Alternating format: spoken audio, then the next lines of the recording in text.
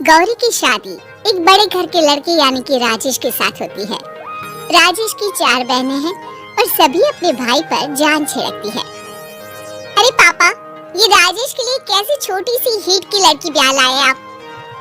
हम लोगों का भाई तो राजकुमार है, उसके लिए तो कोई राजकुमारी होनी चाहिए थी। गौरी को ननद की बात बुरी लगती है और वो रोने लगती है। अरे क्यों गला फाड़ रही है? क्या गलत बोल दिया मेरी बेटी ने? एकलौता बेटा है हमारा, समझी? वो तो तेरे ससुर हाँ कराए थे, वरना मैं तो ना करवाती तेरी शादी अपने हीरे जैसे बेटे से। ननदे सास को भरती और सास गौरी से लड़ती। ये क्या है? तुम्हारी बहनें और माँ आए दिन मुझे खरी खोटी सुनाती रहती है।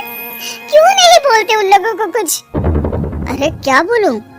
अब उन लोगों का इकलौता भाई और बेटा होना, तो वो लोग थोड़े इमोशनल है मुझे लेकर, समझा करो ना। और कौन सा वो लोग रोज आते हैं ससुराल से? माना एक साथ नहीं आती, लेकिन रोज कोई ना कोई तो खड़ा ही रहता है ना।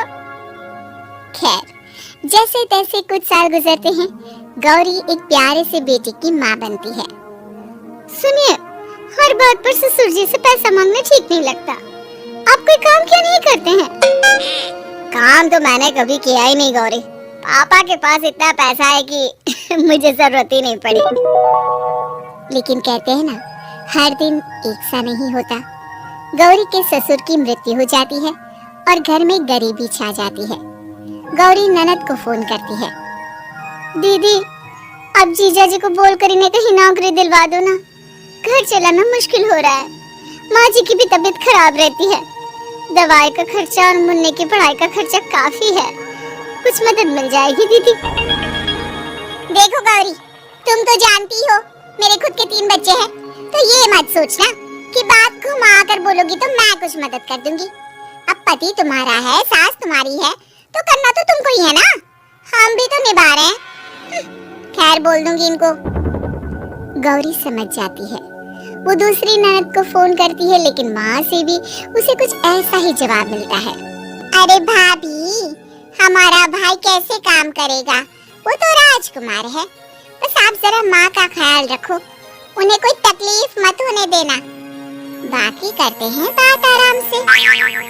गौरी के सामने संकट आ जाता है कि वो कैसे अपना परिवार चलाए। ना पति काम करना चाहता है और ना ननदे मदद। फिर एक रोज गौरी की सहेली कहती है, गौरी, मैं ना एक फैक्ट्री में काम करती हूँ, तुम्हारी परेशानी समझ सकती हूँ, क्यों नहीं तुम भी मेरे साथ वहाँ काम करती? अरे लेकिन मुन्ना तो छोटा है ना। तो क्या हुआ, तेरी सास और पति तो घर पर ही हैं, वो लोग संभाल लेंगे, तू चल मेरे साथ। गौरी ने अब काम करना शुरू कर दिया था, लेकिन उसका सपना अपने बेटे को अच्छी शिक्षा देने का था। गौरी अपने भाई से कहती है, भाई, आपके बच्चे जिस स्कूल में पढ़ते हैं उसमें मेरे गौरव का भी एडमिशन हो सकता है क्या? अरे कैसे बात कर रही है गौरी, जितना तू कमाती है उतने में तो तेरा घर भी नहीं चलता, तू कहाँ इतने महंगे स्कूल का सपना देख रही है? लेकिन गौरी भी ठान लेती है कि वो किसी न किसी तरह अपने बच्चे को अच्छे स्कूल में पढ़ाएगी। माँ जी, ये मेरे गहने हैं, मैं बेच रही हूँ, गौरव का कल एडमिशन है। अरे वो तो ठीक है गौरी, लेकिन आगे की फीस कैसे मैनेज करेगी? और ज्यादा मेहनत कर लूंगी माँ, गौरव कुछ बन गया तो हम लोगों के सारे दुख दर्द दूर कर देगा। गौरी, हम लोगों ने तुझे गलत समझा, लेकिन तू ही थी जो ये घर लेकर चल रही है, वरना कब की अलग हो जाती। गौरी सास की ओर मुस्कुराकर देखती है। आप भी तो मेरा साथ दे रही है ना? अरे कभी खाने में अंडा या मुर्गा भी खिला दिया करो, क्या रोज रोज पत्ता खिलाती रहती हो? अरे शर्म तो आती नहीं, सारा दिन बहू काम करके पैसे लाती है, खुद तो कुछ करता नहीं, ऊपर से मुर्गा खाना है इसको। गौरी अपना घर चलाने के लिए तो पर्याप्त पैसे कमा लेती है, लेकिन बेटे के महंगे स्कूल, कोचिंग और उसकी डिमांड पूरी करने के लिए उसे लोगों से पैसे उधार लेने पड़ते। माँ, मुझे जूडो कराटे की ड्रेस चाहिए, मैं घर के कपड़ों में क्लास नहीं अटेंड करूँगा। और क्या, बिल्कुल, घर की भी कोई ड्रेस होती है क्या? मैं कल ही ला दूंगी। बच्चा, तू बस मन लगाकर पढ़ाई किया कर। उसके जाने के बाद कहाँ से लाएगी पैसे ड्रेस के? मैं वो पास वाली चाची से कुछ पैसे उधार लूंगी। अरे सभी से तो उधार ले चुकी है तू।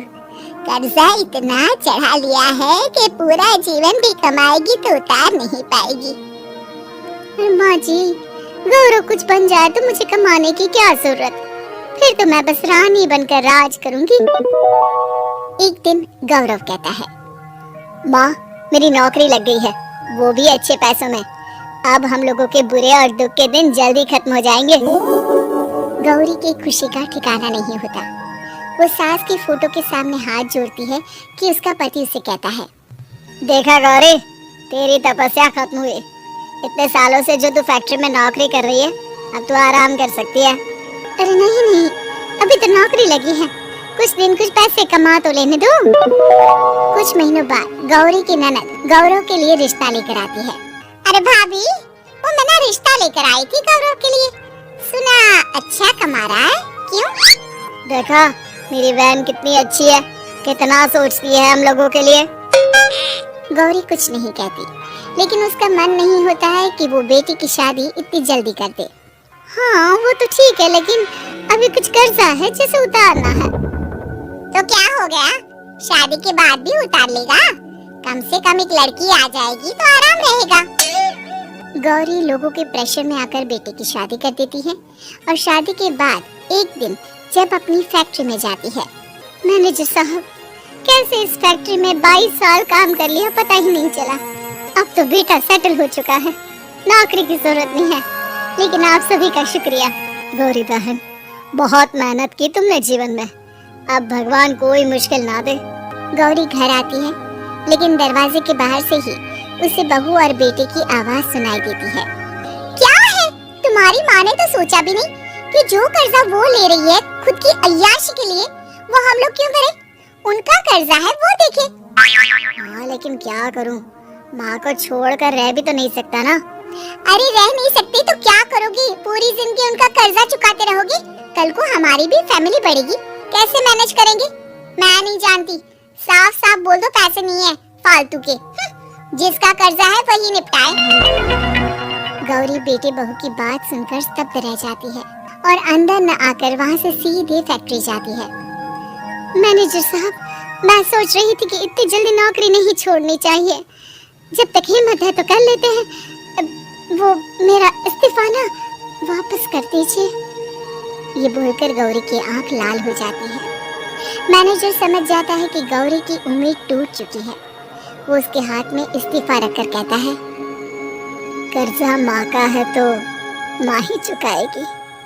माँ का कर्जा आज तक क्या कोई चुका पाया है?